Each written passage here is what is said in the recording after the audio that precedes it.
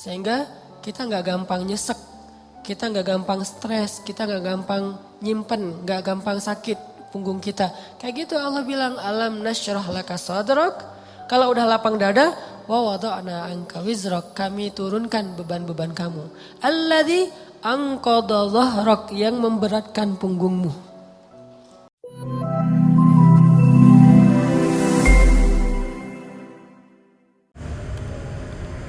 Bismillahirrahmanirrahim.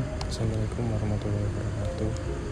Alhamdulillah kali ini saya bisa kembali menyapa dan bersilaturahmi dengan teman-teman semuanya.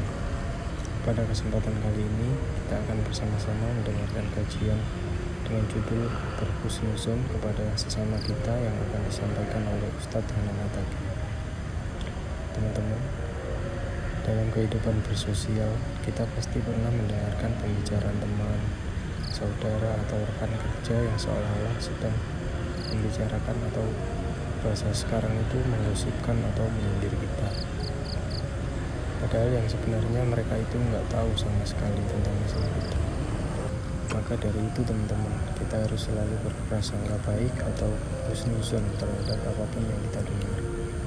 Bahkan waktu mendengarkan ceramah seperti saat sholat Jumat, seringkali khususnya saya pribadi merasa tersindir dengan apa yang disampaikan pada saat khutbah. Padahal mereka tidak tahu masalah kita, bahkan tidak kenal dengan kita. Itu berarti Allah sedang menuntun perkataan mereka agar menjadi pelajaran kepada kesalahan kita. Nah, bagaimana penyampaian dari Ustadz Hanan Ataki? Mari kita simak videonya.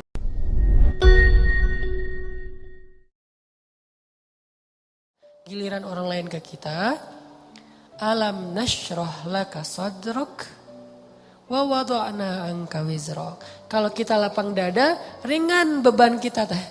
Kenapa kadang-kadang punggung kita nih di sini tuh pundak kita rasanya kayak keras gitu kan ya?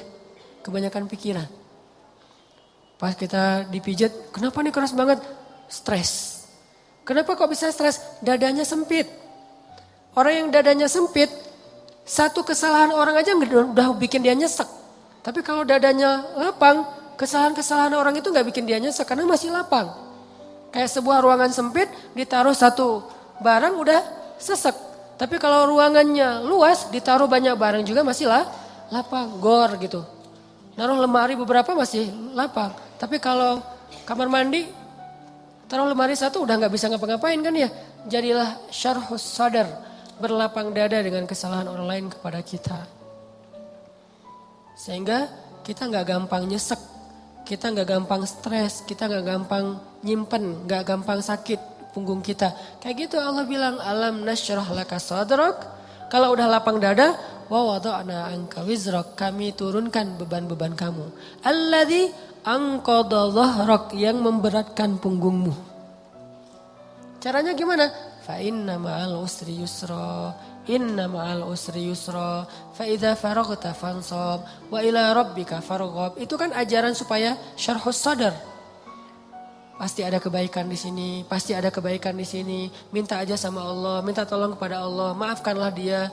Supaya kita enggak anqadha dhahrak, enggak memberatkan punggung, enggak jadi berat sendiri gitu. Jadi stres sendiri, jadi kayak terbeban sendiri. Ini kalau orang kepada kita, kayak misalnya cara lapang dada itu kayak husnuzon salah satu yang paling penting. Oh, pasti bukan saya maksudnya. Kadang-kadang kan kita suka baper sendiri ya. Ada yang ngomong apa, chat di grup, kita ngerasa kayak di spam gitu. Wah, ini gua banget nih yang diomongin. Padahal enggak. Bukankah kita sering dengerin khutbah atau ceramah seseorang ustadz itu, kayak ustadz itu kenal kita banget? Kok ustadz itu jadi tahu masalah saya sih? Enggak, dia enggak tahu masalah kita. Allah yang menuntun lisannya karena pengen menasihati kita lewat dia. Tapi dia enggak tahu, jadi jangan kegeeran, jangan baper sendiri. Wah, ustaz ini pasti ngomongin saya nih. Enggak, ustaznya juga enggak tahu masalah kita. Karena ada beberapa kasus yang saya pernah kayak gitu, saya lagi ngomongin apa, terus tiba-tiba ada jemaah yang kayak tersinggung. Wah, ustaz ngomongin saya nih di depan umum. Siapa juga orang saya enggak kenal orangnya. Kenapa kok persis? Saya juga sering kayak gitu kan, udah 2 tahun ini kan saya gak khutbah Jumat nih. Kenapa gak khutbah Jumat? Salah satu alasannya saya pengen Jumat itu privasi waktu buat anak laki-laki saya. Karena dia sekarang udah 3 tahun, saya kasih jatah pokoknya Jumatan harus di Cihanjuang bareng Yahya. Karena saya pengen dampingin dia ke masjid hari Jumat. Alasan kedua, ada penyakit ustadz yang dulu pernah saya alamin. Apa penyakit ustadz? Keseringan ngomongin menasihati orang, jarang dinasihati. Nah saya pengen Jumat itu waktu saya mendengar nasihat buat diri saya sendiri. Awal-awal itu benar kerasa. Pas pertama dengar khutbah orang, apaan sih ini kayak gini ngomongnya. Ada tuh ego-ego ustadz kayak gitu tuh muncul tuh. Itu kan yang lagi diobatin tuh. Wah nggak gini, saya tahu dalilnya lebih dari ini mulai. Muncul gitu-gitu tuh. Awal-awal kayak gitu, tapi astagfirullahaladzim, sombong banget sih gue. Udah. Terus kalau ada yang ngomongnya kadang-kadang kayak nggak mungkin belum terbiasa ngomong depan umum, agak-agak nervous mungkin atau agak-agak kaku gitu. Muncul rasa sombong tapi lama-lama di recovery diperbaiki apa? Kalau saya menghargai dia walaupun nggak bagus, nanti orang akan menghargai saya ketika saya nggak bagus performnya. Jadi pas saya duduk gitu, dia ngomongnya kayak ngebosenin banget, boring banget tuh ceramahnya, tapi saya tetap gitu. Padahal boring banget ceramahnya, tapi saya kayak menghargai apa yang saya maksud di situ. Saya pengen juga orang kayak gitu ke saya kalau saya ceramah. Mungkin teman-teman ada yang kayak gitu sekarang. Apaan sih Ustaz, tapi masih aja gini. Padahal boring banget ceramahnya. Kenapa? Mungkin karena saya juga menghargai ceramah orang yang mungkin belum terlalu terbiasa ceramah. Ini yang saya pelajari ketika nggak khutbah lagi. Ditambah lagi sering banget saya kayak ngerasa khotib ini kayak ngerti banget apa yang saya sedang alamin. Kayak lagi baper sama teman, lagi baper sama istri, langsung ceramahnya tentang suami kepada istri. Loh kok tahu banget sih masalah saya? Kan sering kayak gitu kan? Itu bukan karena dia tahu loh, Allah yang maha tahu. Allah lagi menuntun kaki kita melangkah ke masjid yang khutbahnya tema itu. Dan Allah menuntun lisan ustadz untuk ceramah pas waktu kita datang tentang tema itu. Allah yang lagi nasihatin kita lewat lisan seorang ustadz. Jadi jangan baper. Gitu juga ke teman. Bukan dia tahu masalah kita, pengen nyindir kita, pengen nyepet kita. Enggak sama sekali. Jadi legowo. Syarhus sadar. Salah satu caranya husnuzon. Ini bukan yang cewek-cewek juga. Kalau lagi ngobrol sama teman-temannya, tiba-tiba ada yang kecelutukan ngomong apa. Jangan langsung diem. Wah ngomongin saya nih, pasti saya maksudnya. Belum tentu, husnuzon aja. Mungkin dia emang gak tahu masalah kita. Teman-teman yang lain tahu kecuali dia yang ngomong nih. Berarti jangan-jangan kita udah baper habis-habisan, udah habis air mata kita nangis sepanjang malam. Ternyata gak ada masalah. Kan konyol banget kan ya. Kita udah curhat kemana-mana, udah marah ke siapa-siapa, terus udah nangis sepanjang malam, udah bengkak matanya. Besok pas tabayun, maaf ya saya gak tahu kalau ada masalah itu. Oh jadi kamu gak tahu? Gak tahu, rugi dong air mata saya udah 1 ember. Ini sering terjadi. Kenapa? Karena kita gak syarhus sadar. Gak husnuzon dulu sama orang lain. Kalau misalnya menurut kita dia tahu banget masalah saya masih diomongin. Oh mungkin dia silap, mungkin dia lupa, mungkin dia terlanjur ucap. Atau enggak dia pasti konsep tuh soalnya captionnya tuh panjang banget. Pasti dia nulis. Kalau gitu mudah-mudahan dia udah sadar sekarang. Belum sempat aja minta maaf ke kita. Yang jelas dia udah sadar. Udah minta ampun ke Allah. Husnuzon, husnuzon, husnuzon. Bukankah Allah mengatakan ijtanibu katsiran minaz-zon? Satu-satunya yang layak kita suuzonin itu cuma setan. Bukan orang. Minimal kita bilang bukan dia gak maksud kayak gitu. Setan yang nuntun lisan dia. Setan yang bikin dia mengatakan itu dan dia udah sadar sekarang. Setan aja yang disalah-salahin, gak apa-apa. Apa salah saya kata setan? Ya emang salah. Apa salah saya? Ya kamu jadi setan gitu. Kan suuzon yang diperbolehkan buat setan doang kan. Kayak Nabi Yusha ketika lupa masalah ikan dengan Nabi Musa pas nyari Khidir. Apa kata Nabi Yusha? Wa ma ansanihu illa syaitanu an adhkurah. Maaf ya Nabi Musa, tidak ada yang buat saya lupa kecuali syaitan. Jadi yang dikambing hitamkan oleh Nabi Yusha adalah setan. Lagian kalau kita ada masalah, pasti kita ngomongnya apa? Auzubillahi minasyaitonirrajim. Setan bilang, enggak, saya enggak godain kamu aja sendiri kegeeran. Kan bisa aja gitu kan ya, tapi tetap itu udah fitrah. Nah dia setan, tapi kalau jin enggak, kita enggak boleh suuzon sama jin. Ada penampakan apa, nih kayaknya mau ganggu saya sholat tahajud nih. Enggak, dia cuma lewat doang gitu. Tapi kalau setan benar, enggak khusyuk, pasti setan. Gak bisa move on, pasti setan. Wujudnya manusia. Kan setan itu minal jinnati wan nas ya, dari jin dan manusia tuh. Enggak. Bercanda, astagfirullahaladzim. Nanti saya di-report, di-ban lagi akun saya. Sama mantan-mantan. Banyak gening. Oke. Dari orang ke kita, syarhus sadar. Secara syarhus sadar, lapang dada gimana? Husnuzon. Dan ini gak bisa sekaligus, teman-teman saya juga masih belajar husnuzon. Oh mungkin. Iltamis li akhika alfa uzrin. Cari 1000 alasan buat saudara kamu. Kalau gak bisa gitu minimal cuek. Arti cuek gak usah dipikirin.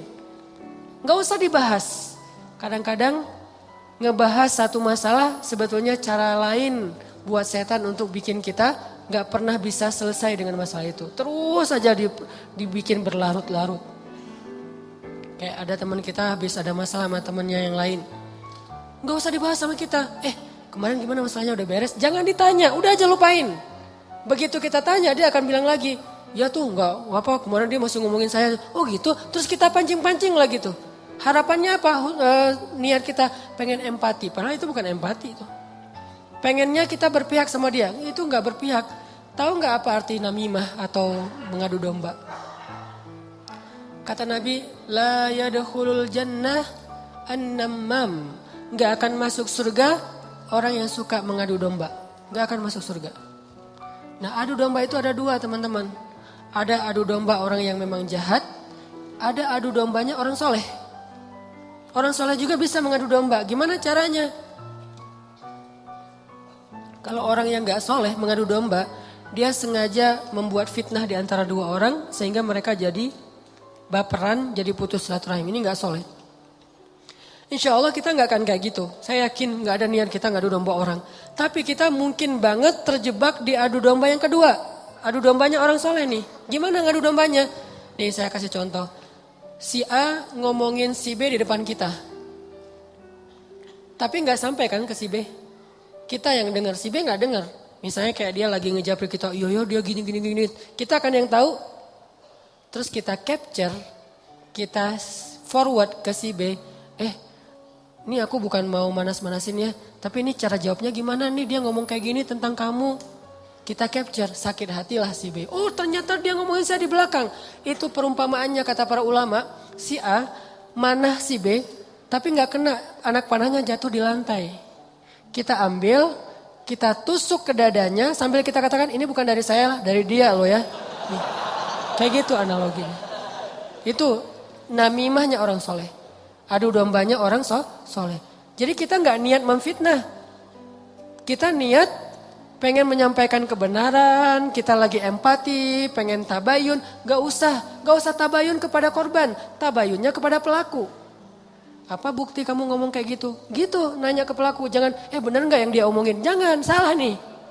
Konsep tabayun itu bukan kepada korban yang dibicarain, kepada yang ngebicarain. Jadi kayak ada teman kita yang ngomong hal-hal yang gak benar, tanyanya balik ke dia. Apa bukti kamu ngomong kayak gitu? Kalau benar, gak usah disampaikan.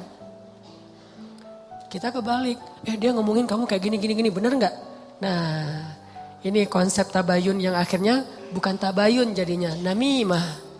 Udah jatuh tuh anak panah di lantai, kita ambil, kita tusuk. Ini bukan dari saya ya, dari dia. Dia terus ketusuk, makasih ya kamu udah nyampain anak panah ini ke saya. Dia emang gak bener nih orangnya. Padahal yang nusuk bukan dia loh, orang ini nih. Kan kita kadang-kadang kayak jadi akrab gitu dengan orang yang sering ngebukain sebuah masalah ke kita kan. Walaupun bikin kita bete, kita anggap dia kayak setia banget, berpihak banget sama kita, empati banget. Enggak, ini salah. Enggak kayak gini caranya. Harusnya kita bilang, kalau kamu tahu itu gak nyaman buat saya, jangan disampaikan. Gitu harusnya. Tapi dia ngomongin kamu, biarin aja dia ngomongin. Yang penting kan saya gak dengar, sehingga saya gak sakit hati ke dia. Mudah-mudahan Allah maafin dia, kan selesai. Justru gara-gara kamu sampaikan ke saya jadi sakit hati ke dia. Allah gak maafin dia, Allah gak maafin saya nih. Putus silaturahim kita berdua, kamu nih pelakunya nih. Kok jadi saya sih? Ya kamu, rame perang segitiga. Kan ini yang terjadi kan selama ini. Ini lebih realistis menurut saya daripada namimah yang memang niatnya jelek buat saya sih. Saya husnuzon sama kita semuanya. Gak adalah niat kita jelek pengen memfitnah orang, gak. Tapi seringnya kita terjebak tanpa kita sadari Justru karena kejujuran kita, karena keakraban kita dengan teman kita, jadi kita ngebuka hal-hal yang dia nggak perlu dengar. Itu sering banget kayak gitu. Saya juga kadang kayak gitu, misalnya ada yang bicara apa tentang istri saya nggak suka tuh. Dia bicarain istri saya gini, misalnya depan temennya ngasih tahu ke saya. Terus saya kan jadi sakit hati sama orang itu ya. Saya juga ngasih tahu ke istri saya lebih sakit hati lagi sama dia. Ini salah, dia salah, saya salah. Harusnya saya diem aja. Papa udah tahu kan masalah ini, kenapa nggak ngasih tahu ke mama? Karena papa berharap mama nggak tahu. Tapi daripada mama tahu dari orang lain, ya berarti orang itu yang salah, bukan papa. Kenapa dia ngasih tahu ke mama? Kan gitu kan? Jangan sampai ya Pak, mama tahu dari orang lain. Jadi kalau ada yang kayak gini-gini harus papa yang ngomong ke mama. Enggak, itu salah konsepnya. Enggak boleh kita menyampaikan sebuah informasi walaupun benar, apalagi belum tentu benar. Walaupun benar kepada orang yang kalau dia dengar dia akan sakit hati atau sedih. Enggak boleh. Diamin aja. Kalau ada hal yang enggak benar, kita yang mengklarifikasi. Enggak kayak gitu. Saya kenal dia gitu. Jangan biarkan dia tahu masalah ini. Kalau terlanjur tahu, berarti ada orang yang gak tahu konsep namimah level 2. Namimah level 1 emang gak ada niat baik. Namimah level 2 justru karena niat baik. Kan saya pernah bilang, ternyata banyak hadis palsu itu mulai munculnya lewat siapa? Viralnya itu gara-gara ulama-ulama yang soleh. Jadi banyak riwayat hadis palsu itu diantara para ulama yang soleh loh. Bukan sengaja pengen memalsukan hadis. Kenapa? Karena ulama soleh ini terlalu husnuzon. Misalnya nih, ada yang datang ngomong ke saya, Ustadz, saya pernah mendengar hadis gini. Saya sebagai Ustadz, oh gitu? Ya, saya nggak pernah curiga kalau dia itu nggak jujur. Atau kalau dia itu dengarnya nggak utuh. Sehingga saya meriwayatkan lagi. Orang dengarnya dari saya juga nggak curiga kalau saya akan main-main dengan hadis kan. Sehingga tersebarlah hadis palsu. Bukan karena ada orang yang jahat. Ada memang sebagian hadis palsu gara-gara pedagang. Biasanya hadis palsu itu pedagang, penguasa, dan ulama. Ini 3 penyebab hadis palsu. Pedagang pengen ngelarisin barang dagangan. Siapa yang memakai jubah atau sorban 7 meter di hari Jumat, maka dia akan mendapatkan dijauhkan dari api neraka 7 kali langit dan bumi. Untuk jualan sorban 7 meter. Siapa yang makan buah ini maka dibebaskan dari sihir. Dia jualan buah itu. Ini bisa muncul hadis palsu dari penguasa. Siapa yang mengangkat seorang penguasa yang kayak gini maka Allah melaknat dia. Gara-gara apa? Saingan politik. Ulama menyebarkan hadis palsu kenapa? Karena nggak pernah berpikir orang akan bermain-main dengan hadis Nabi sehingga dia percaya aja kepada orang itu. Baru nanti di masa berikutnya ulama ketika ngelihat banyak banget hadis palsu mereka perbaiki. Ini riwayat dari siapa, ini dari siapa. Bisa jadi periwayat hadis palsu itu adalah orang soleh, ulama besar. Kenapa bisa ngeriwayatin? Husnuzon. Gak mungkinlah dia bohong atas nama Nabi. Langsung diriwayatkan balik kepada orang lain. Orang yang mendengar gak mungkinlah ustadz bohong atas nama Nabi. Terus saja hadis palsunya nyebar. Itu teman-teman. Jadi namimah mengadu domba juga bisa kayak gitu. Gara-gara kita terlalu akrab dengan teman kita. Kemarin ada yang ngomongin kayak gini, benar nggak? Siapa? Si Fulan. Tapi ini aku karena ke kamu dekat ya teman, jadi aku sampaikan nih. Terus yang teman yang dengarnya, makasih ya udah disampaikan. Kenapa makasih? Harusnya kita bilang, lain kali jangan disampaikan ya yang kayak gitu-gitu ke saya. Harusnya kayak gitu. Kenapa kita malah makasih? Makasih ya udah nyakitin hati saya kan gitu kan ya bahasa lainnya mah ya. Makasih ya udah bikin malam saya gak tenang. Makasih ya udah bikin saya bete. Buat apa? Jangan disampaikan. Makanya ketika Nabi mau ketemu seorang sahabat mencegat di tengah jalan. Ya Rasulullah, Rasul udah kenal dengan orang itu? Belum. Orang itu ya Rasul, stop kata Nabi. Kamu ingin menyebutkan aib-aib dia tentang saya? Ya Rasul, biar Rasulullah tahu siapa orangnya. Jangan, saya gak mau ketemu seseorang yang membuat saya bete duluan tentang dia. Biar saya ketemu dengan dia dan saya gak tahu apa-apa tentang dia. Jadi Nabi bisa nyaman. Ini cara Nabi menghargai orang lain. Jadi teman-teman, kalau kita ke orang jaga perasaannya, kalau orang ke kita berlapang dada. Husnuzon, maafin, lupain, gak usah dibahas, gak usah diperpanjang. Apalagi kita kayak ada kasus misalnya, ada 2 orang yang lagi punya masalah rumah tangga. Kita kayak sebagai temennya atau fansnya atau followersnya, kita kayak pengen nunjukin sikap membela gitu. Salah satunya kita bela, akhirnya kita bikin akun khusus untuk pembela si A. Yang B juga pembela si B. Akhirnya kita rame gitu. Sebetulnya kita lagi mengadu domba dua orang suami istri ini loh. Harusnya kita kalau nggak bisa mendamaikan, diam. Biar mereka menyelesaikan masalah mereka atau selesai dengan sendirinya karena tidak ada yang respon. Makin direspon makin rame nih. Itu kan terjadi. Jangan-jangan nauzubillah nih teman-teman. Ada peran kita di dalam perceraian dua orang yang mungkin terjadi. Atau 3 orang atau 4 orang atau sekian banyak orang cerai gara-gara kita nih. Kenapa gara-gara saya Ustadz? Gara-gara kita ngebelain dia. Makin dia mantap untuk menceraikan pasangannya. Benar juga ya kata kamu, berarti saya harus menceraikan istri saya. Enggak, saya enggak nyuruh cerai ya, tapi dia emang kayak gitu orangnya. Nah, ini sering kayak gitu. Ke teman kita juga kayak gitu, ke kantor, di kuliah, di persahabatan. Ini namimah teman-teman.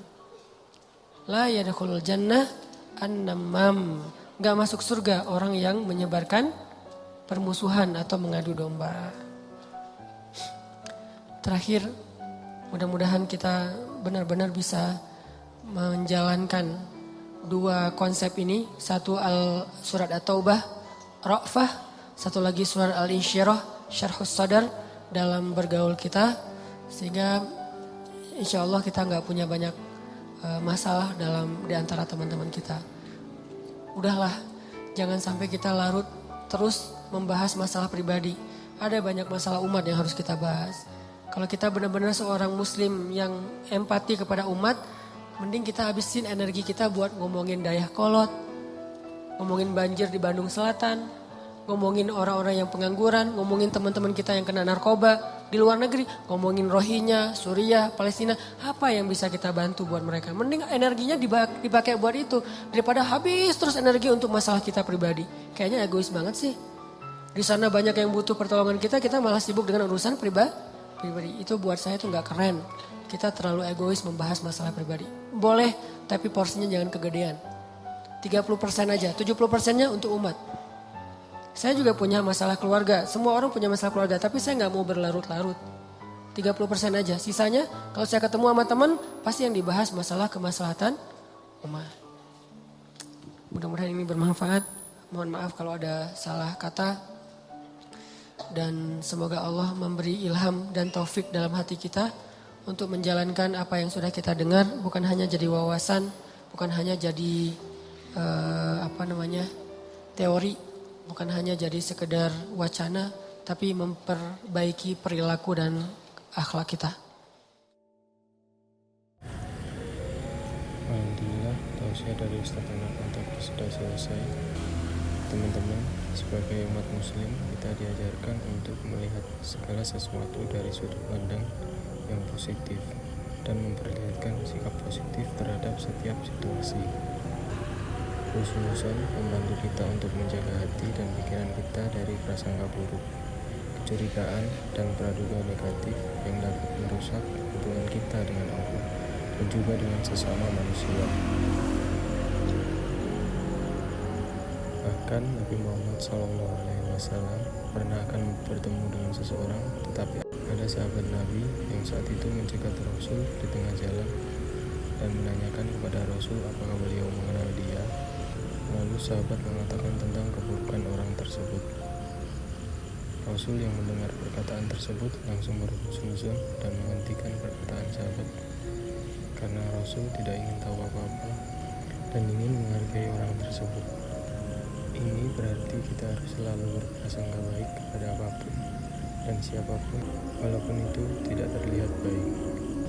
Contohnya seperti walaupun kita tahu teman atau saudara kita sedang membicarakan kita, ya mungkin dia lagi khilaf, mungkin dia lagi stres, banyak masalah, jadi butuh hiburan. Dengan selalu berhusnuzon, hati kita akan lapang teman-teman, tidak mudah stres, tidak mudah marah. Pokoknya menciptakan atmosfer positif atau aura positif pada kita. Itulah tadi penjelasan singkat dari saya. Semoga video ini menjadi pembelajaran bagi kita semua dan dapat memberikan inspirasi dan motivasi bagi kita agar menjadi pribadi yang lebih baik dari sebelumnya. Akhir kata, barakallahu fikum. Wassalamualaikum warahmatullahi wabarakatuh.